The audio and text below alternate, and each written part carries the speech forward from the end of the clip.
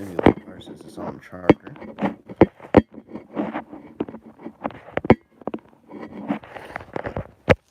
Never mind. No charger. Okay. Make sure everything's up.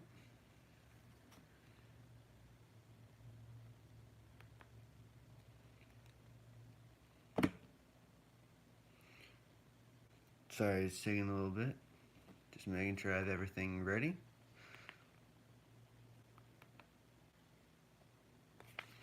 Comments turned on so I can see what you guys are saying. If it lets me.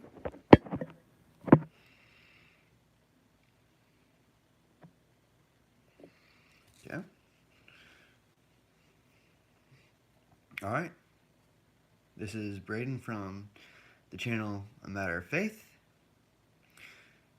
Today, our discussion is going to be on the Christian way of finding a person to have a friendship to a relationship to later on, and hopefully it would lead to a Christian marriage.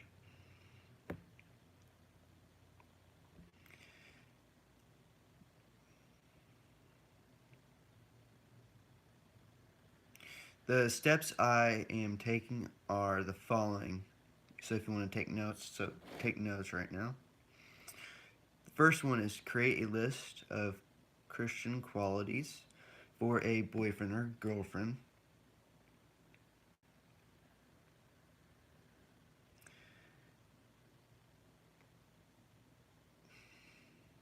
I just wait for a minute. Take note of my list for the right girl. And girls, there might be some things in my list that you should write down in yours for the right guy. And same with the guys, write down this list because this is very important. And my list is from the book, or most of the points are from the book, Young Man's Guide to Making Right Choices. I suggest to get that book, guys, and read it. It's something that you should do with your father because it's a great study to have with him and to bring you guys closer together. And I'm pretty sure there is a version for the ladies out there to do it with their mom. Alright, and I'm going to go through my list right now. Number 1 is the most important. She has to be a Christian. 2 Corinthians 6 verse 14 says, "Do not be yoked together with unbelievers. For what does righteousness and wickedness have in common? Or what does sorry, I messed up. Or what fellowship can light have with darkness?" Number 2, she has to be in the same age group. 1 or 2, maybe 3 years older or younger, just depends. Also, talk to your parents about it too. 3, she has to have some good speech, no foul language. Make sure she doesn't cuss up a storm or anything like a sailor. And make sure you don't do it in the presence of a lady. Talking to the boys out there. You have to treat them with respect. 4, she has to dress appropriately. Avoid girls who see no problem with wearing revealing clothes, who dress to draw attention to themselves, especially from boys, which makes me sick, really. She has to fear the Lord our God, is number 5. Number 6 is she has to be kind to others. Number 7 is she has to be pure in heart. Number 8, she has to be a active, vibrant, for real Christian, not someone who talks the talk, but who does not walk the walk. And this is continuing with number 8. She is a woman of character. the sayings of King Lemuel, an oracle from his mother, his, that his mother taught him. And these are from Proverbs. A wife of noble character, who can find? She is worth far more than rubies. Proverbs 31, 1 to 10. She is faithful and trustworthy. Her husband has full confidence in her and lacks nothing of value. Verse 11. She supports and encourages. She brings him good, not harm, all the days of her life. Verse 12. She is selfless and generous. She opens her arms to the poor and extends her hand to the needy. Verse 20. She is an excellent manager. She watches over the affairs of the household and does not eat the bread of idleness. Verse 27. She has a godly character. Charm is deceptive, and beauty is fleeting, but a woman who fears the Lord is to be praised. Verse 30. And this is the next part of my paper, and it says, choosing your approach to dating. Wow. This Proverbs lady sounds like a great role model, doesn't she? Do you know anyone like her? Or any of the girls in your church who have these qualities? Well, be patient. She's out there.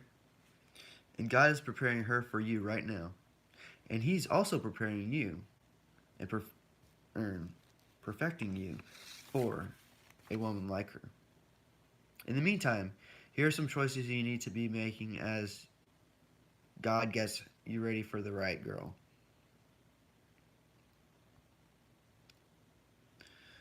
The best girl, God's girl. Choose to associate with girls who are active, vibrant, for real Christians. Start now to develop a list of character qualities from the Bible that are a must for a Christian girl. It's 12 o'clock, everyone. By the way, the clock is playing Ave Maria. My mom likes that clock for some reason.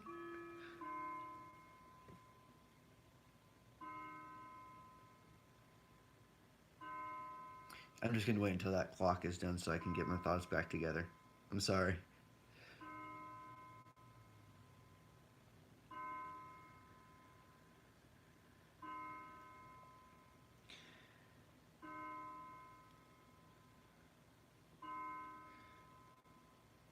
I'm also going to go over what I already read because it stopped right in the middle of something important, so.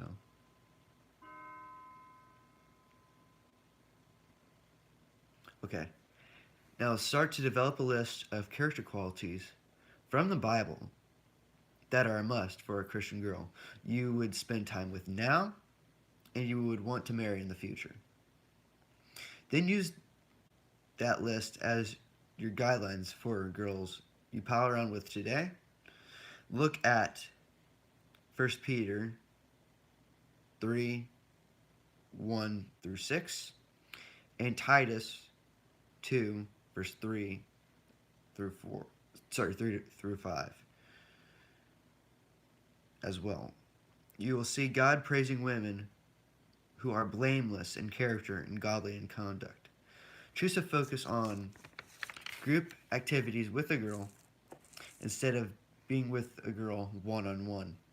Also lessens the opportunities for temptations that can come up when you're alone with a girl.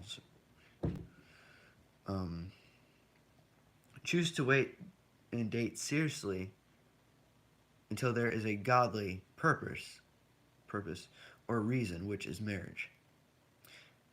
Enjoy your guy friends, aka the boys out there, and the gal friends. The gal, G-A-L, friends. Learn to talk to a girl and appreciate. Have fun. Stay cool. When you see a cute girl and wonder about her, pull out your list. When you think you're in love, pull out the list. You'll be glad you have a list of God's standards to use as a guide for choosing the right girl to date. Hope it helps. Um, at this time, I will answer any of your questions that you have.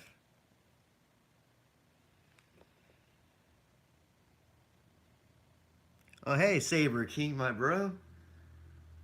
I know it's Elijah. By the way, that was a nice video that you had last time.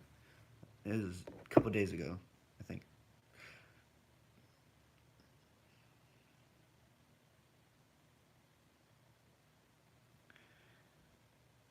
And also, let's see. I might, since it's only been 11 minutes, I might do my next one.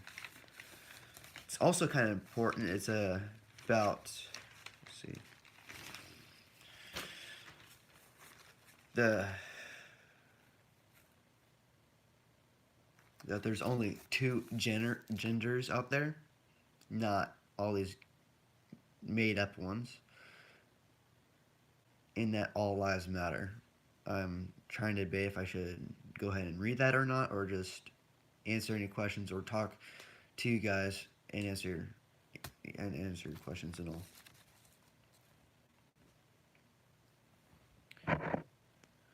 Okay. Okay, I did not realize that. Um,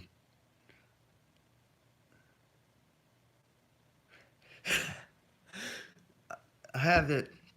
I have the live stream pulled up on the TV, and the words are huge.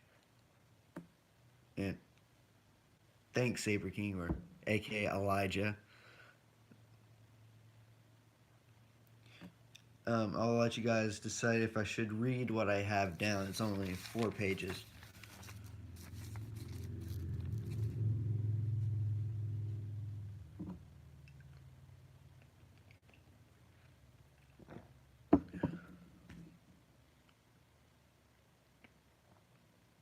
Wow, you're the only one that's commenting right now, bro. Alright. I have to skip through the introduction because I start out the same. Okay. This is what it says. Today we are going to discuss that there are only two genders and all lives matter. Oh, hello, Mrs. Garcia.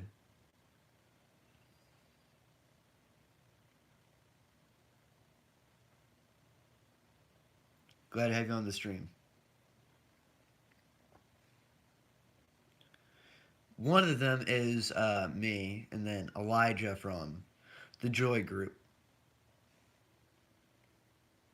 Because if I switch my camera around, you can tell there's me up there.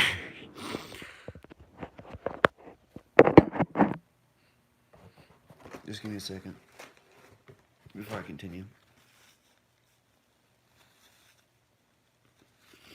Alright. Let's see. This world is just disbanded, it's not united, and it has turned away from God.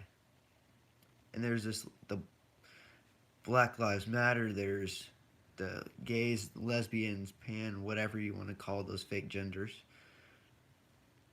of Satan worshippers, and that's the truth. All I just mentioned is satanic worship. If you do your research on those fake genders and the Black Lives Matter, it's satanic worship.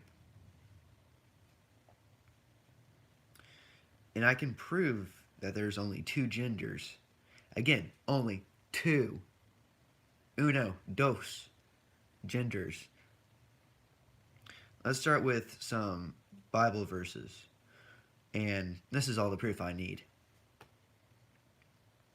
Genesis 1:26 through 27 says, Then God said, let us make mankind in our own image, in our likeness, so that they may rule the fish of the sea and the birds in the sky, over the livestock and all the wild animals, and over the creatures that move along the ground. So God created mankind in his image.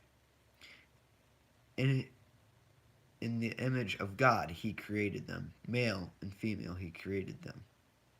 And Genesis 2:21 and through 24 says, So the Lord caused the man to fall into a deep sleep. And while he was sleeping, he took one of the man's ribs and then closed the place up with flesh. Then the Lord made a woman from the rib that he had taken out of the man and brought her to the man. The man said, This is now bone of my bones, flesh of my flesh, and she shall be called woman, for she was taken from a man. That is why a man leaves his father and his mother and is united with his wife, and they become one flesh. That's very important also for weddings. You've probably heard that in a wedding ceremony. And that's my proof about two genders. Now let's talk about that gay junk. Ugh. Leviticus 20 verse 13 says, If a man has sexual relations with a man, as one does with a woman, both of them have done what is disdainable, and they are to be put to death, and their blood shall be on their own heads. Deuteronomy 22 verse 5 says, A woman must not wear men's clothing, nor a man wear women's clothing. For the Lord your God detests anyone who does this. God loves what's called brotherly love, or sisterly love, to put out there, but no further with the same sex. You can love someone that's like a brother to you or like a sister to you, and you're not related and all, but once it goes past that, it's sinning against God, and that's wrong. If you were one of those people, but no longer, I will rejoice and help and pray and encourage you as best I can. And if you are one of those people right now and you're watching this stream, I would like to try and guide you to truth and eternal life and not push you into it, into being a Christian and all. Staying pure is a must. Men, stay pure in your future. Let me say that again. Staying pure is a must. Men, stay pure for your future wife and stay loyal to her. Women, stay pure for your future husband and stay loyal to him. At this time, I will answer any questions you may have, and I'll answer them the best I can.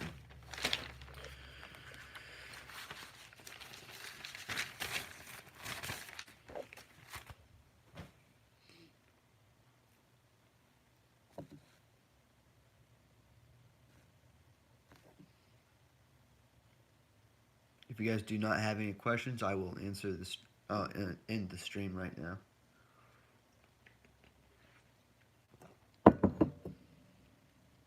I'm also going to be making 3 reaction videos to 3 songs that came out. 2 from a friend of mine, and 1 from For King and Country, and I think it's KB. If you guys want to watch those. I hope you guys enjoyed this live stream, and God be with you all. and stay safe.